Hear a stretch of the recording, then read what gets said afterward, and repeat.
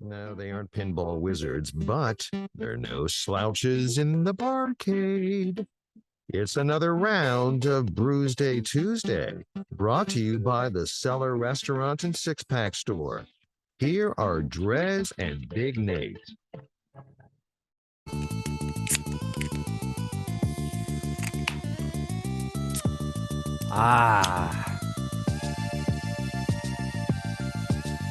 They don't do the video game things like this anymore. No, they really don't. So I think that's part of the problem. We are doing Brewsday Tuesday Retro Video Game Edition, brought to you by the Cellar Restaurant Six Pack Store. So, that's just, man, that's just so good. That's so damn good. All right, so if you're watching on the Facebook Live or the YouTube, you already saw the one that I just popped. It's a double dry hopped Indian Pale Ale from Magnify Brewing. Heating up. Obviously a reference, and you can see the pixelated on fire basketball. So I can still hear the "You're on fire." He's on fire. NBA Jam, also one of my all-time favorites from the Super version. I have NBA Jam for 64. It's not as good. No, don't like it. Don't really like it that much. well, that was when they tried to expand, and then they launched like Blitz and NHL Hits, and then I think the baseball one was called Slugfest. Could be wrong. Anybody that plays any, I mean, I guess it's different with maybe the newer systems, but anytime you go looking for video games, it's always the sports games, because those ones were always the ones that sucked, except for NBA Jam. That was the only one that I ever played and got into and liked. Other than that, it was all garbage. NHL 06 was good. That was the last sports video game I bought new. Weirdly enough, and I'm sure right now with everything kind of coming to a head with college athletes finally getting their due, NCAA football, that was a video game for a while. I was like, that's how, why?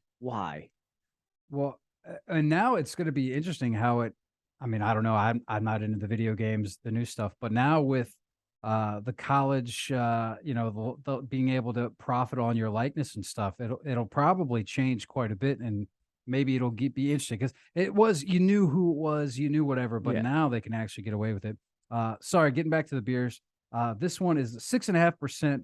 The Heating Up Magnifying Brewing's double dry hopped Indian Pale Ale, and I do like on the side here, it shows like it's almost like the life bars of Citra, so it's mostly Citra hops. Mosaic, it's a little bit less. Citra Cryo, so it even has a gauge, kind of old school video game esque of where you stand. Scottie Pippen never had a life bar. What are you popping, man? What do you got over there? I mean, this is very clearly, if you're watching on video, Sonic the Hedgehog influence. This is Adventure Hill Zone 1, if I've ever seen it. It's the Retro Games Double India Pale Ale, Nelson Sauvin Motica Galaxy, 2-row malts, oats, and wheat. That's right. They list the ingredients right there on the front. 8.3% ABV. And it's brewed by Commonwealth Brewing. Family owned and operated, which I think is awesome. Yeah. So, wait, those are the birds from Duck Hunt. I did notice. I was like, I don't remember birds in Sega. I didn't have a Sega growing up, so there is the ring, and you can tell from the hills and everything. It definitely shouts Sonic, but I didn't have a Sega growing up. I played Sonic, at a friend's house here and there. But that was one system, or even I almost bought a Dreamcast simply because I loved Crazy Taxi. I loved that game. I remember playing it in Best Buy for like hours. But I never did get it. I did get it for the Game Boy Advance. I have a copy of Crazy Taxi. But so Dreamcast is an interesting chapter in my life. You had a Dreamcast? Yeah, we had a Dreamcast because I wanted to play Tony Hawk's Pro Skater, which, by the way, to this day, I got it for N64. Tony Hawk. That's easily good. Like I could still house anyone in Tony Hawk's Pro Skater. I still play it to this day. Right. Well, but is it because but Dreamcast? Can you handle it on 64? Because if I invite you over and I beat you, I don't want you being like, oh, it's because I'm not used to these controls. You give me 3 quick runs. Okay. All right. I'm good. All right. But The first two were the my best. stepbrother was really into Sonic the Hedgehog. So like the Dreamcast was the happy compromise in our house because it had the Tony Hawk's Pro Skater, it had the Sonic the Hedgehog, and yeah, and I still to this day, like they were trying to do so much with that, with the visual memory card, and Yeah, yeah. It was maybe a bit ahead of its time. it was I so don't know. ambitious. Yeah. It seems like I think that's what bankrupted Sega. I was gonna say, I know that Nintendo didn't, but I think that I feel like the Dreamcast to Sega is the GameCube to Nintendo. Like of that, it was just a bit too different, and some people were all in, and other people were like, yeah, like because the GameCube was that's when they switched it. Those little discs that it was weird. I don't know, never really liked it. Yeah, the GameCube was the first. That was finally when we like switched back to Nintendo because they got Sonic Adventure 2 on the GameCube, and my stepbrother was finally willing to compromise so I could go back to Nintendo and my comfortable territory. So almost getting back to Crazy Taxi, I almost bought a GameCube because you can get an adapter to play your Game Boy Advance games on a GameCube. Sort of like I have the Super Game Boy, so I can play my regular old school Game Boy games on my Super Nintendo. I wanted to be able to do that because I got a Game Boy Advance, so I could get Snood. I have Crazy Taxi. The other one I got on there is you have the this might be the best Mario of all time for the Super Mario World. Super Mario World is probably my favorite. I mean, Mario 3 is really good. It's up there. But Super Mario World is just leaps and bounds, man. Like, well, the other such thing, a good game. and it's probably like why you gravitated towards Crazy Taxi and why I gravitated towards Tony Hawk's Pro Skater is you had actual soundtracks to those games. Exactly. Actual honest to God music. And it was like, that's the foundation of my love for rock and roll is Tony Hawk's. There's no doubt that Tony Hawk is the best soundtracked game. I mean, there's some good stuff in like, because I mean, I did have a PS2. I got it secondhand strictly for GTA because GTA 3, Vice City, great soundtracks as well on there. And I love that you could flip around in the car and change the radio station. I liked Chatterbot, like I like the talk station. I always thought that was hilarious. But yeah, Tony Hawk, hands down, best soundtrack for a video game. I mean, I'm sure there's probably newer ones out there that have some good stuff on there. But I mean, if you're talking the era that we're talking, it's not even debatable. No, it's light years above what everything could have been at that point. So kind of a little side note, something I realized here while we were off the air and listening to some tunage. I have not shown you my barcade setup because we've just moved in and we haven't had time to finalize it. But how do you feel about emulators? I mean, in what way? Like, I mean, So it's cool, I guess. Very first birthday with Cindy, she gifted me a tank stick, which it's a dual arcade joystick with individual programmable buttons. And yeah, so long story short, here before very long, I'm gonna have to go ahead and get the full arcade setup going. But in-home arcade setup. No, that's the way to go. I'm not opposed to that. I did for many, many years have a full-blown Tetris machine in my home, and I do miss it. I sold it on the last move, but I feel like one day I'll get a Tetris machine again. Tetris though, have you ever played Columns? I don't know if I know Columns. What was that? Well, for? you didn't have Sega. That was Sega's version of Tetris, and it kind of did the same thing, but you could go horizontal and vertical. So like you could get lines vertically. And then it's super competitive because you're playing against another player, and like you can just fully load up like one column, and then it just But how would that adds- work? Because in Tetris, when it gets to the top, then you're done. So how do you lose on if there's a gap, if it's not a full? Correct. Okay. Because you can leave gaps in there, and Yeah. if you don't, then you're tanked. Okay. But Yeah, no, never played that. I did get Tetris Sphere for the 64. I do remember that one. And it was interesting, different take on it. It was fun. But yeah, we didn't really even delve into 64. Did you have a 64 growing up? I did. Really good at GoldenEye. GoldenEye's classic. You know, that's to me, that's the epitome, the OG first person shooter.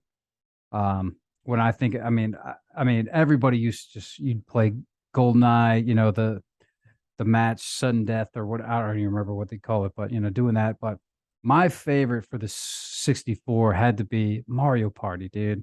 We would have some damn good times playing Mario Party. That was just such a good game. And of course, you know, Mario Kart, obviously. Super Smash. Diddy Smash Kong Brothers. Racing. Smash Brothers is classic. Yeah, Diddy Kong got that one too. Yeah. I kind of prefer Diddy Kong Racing to So Mario Kart? Kart. No. Yeah, I No. don't know why. It's not like one of those weird. I liked it before it was popular, but I always liked the fact that like they had jets and boats.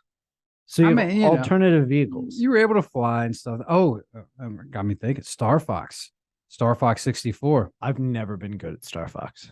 I just Never like playing the you know, the battle rounds with friends and stuff. But I liked Star Fox so much that I tracked down and offered money at a video store rental that had rented video games because I kept renting Star Fox Star Fox for the Super, and I was just like, eventually I was just like, can I just buy this from you? How much do you want for me to just buy it?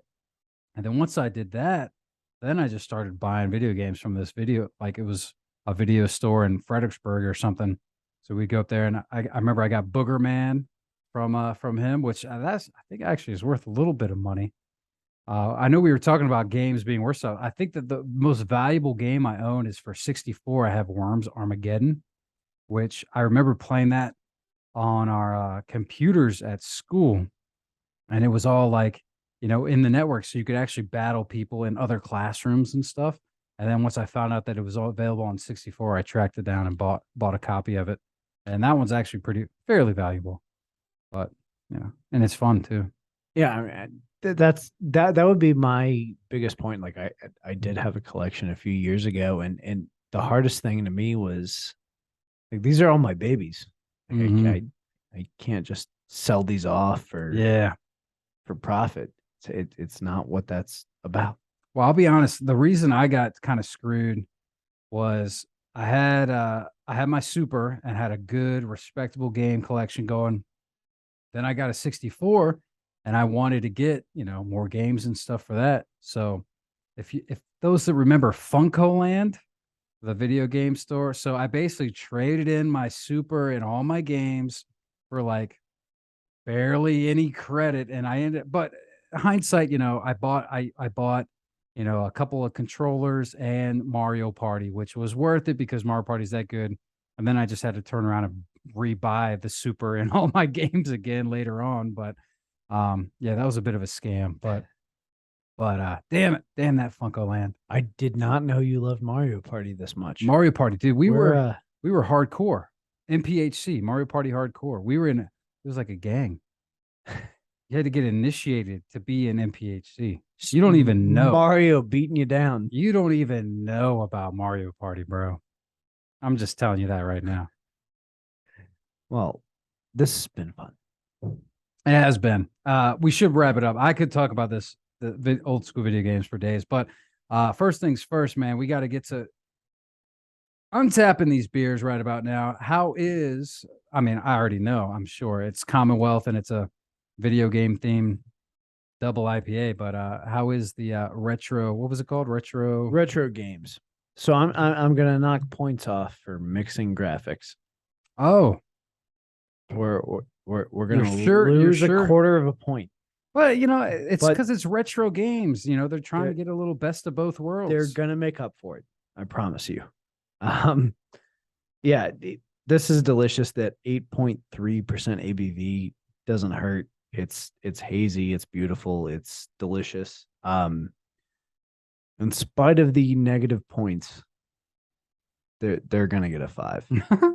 All right. Well, that tells you something. So yeah, Delicious. It's that good of a beer. So for heating up, double dry hopped Indian Pale Ale from Magnify Brewing. So I think that this is, I love the theme. I love, pardon me. I love a lot of things about this beer, but, and one of the things I love about it is I think it has pretty much confirmed that I do not like mosaic hops. I've been able to pick it up on certain beers, and there's been one beer that said had mosaic hops that I didn't pick up that note. And I thought, okay, well then maybe I'm wrong. But since then I've had 3 or 4 more, and I'm like, there's there's something on it that I don't like. And it does, I think it's the mosaic. So that is said, if you're into mosaic, it's in there. You'll taste it. But I'm not going to really hold that too much against them, because it is still a very well done beer. You got some lacing there. It's as advertised. And now that I think I am officially not a fan of mosaic hops, I'll try and steer away from that. I should have known. I had to buy this beer anyways. It's a 4.75. I can't give it a 5 because of the ABV. The mosaic. And the ABV, you know, I'd want it to be a little higher. I mean, I guess it's with the right ABV for the beer, but I do like a good higher ABV. Nate, I know what we're doing next week. Do you know what we're doing next week? I don't. Well, it's a certain, I wouldn't say holiday, but on that stupid calendar of ours, it's Celiac Awareness Day. Gluten-free. We're going gluten-free next week. I don't know what That's going to be an adventure. it will be. All right, there's your tease. All right, we'll take a quick break. We'll get back with the tunes here on 105.3 The Bear. Stick around.